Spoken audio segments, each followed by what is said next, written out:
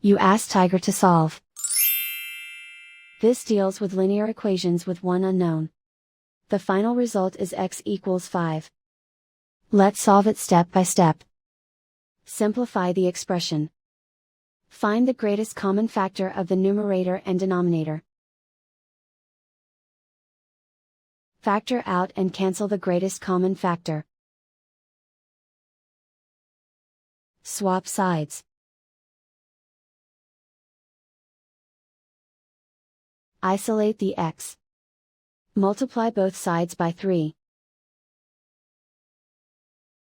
Group like terms. Multiply the coefficients. Simplify the fraction. Multiply the fractions. Simplify the arithmetic. And so the final result is x equals 5.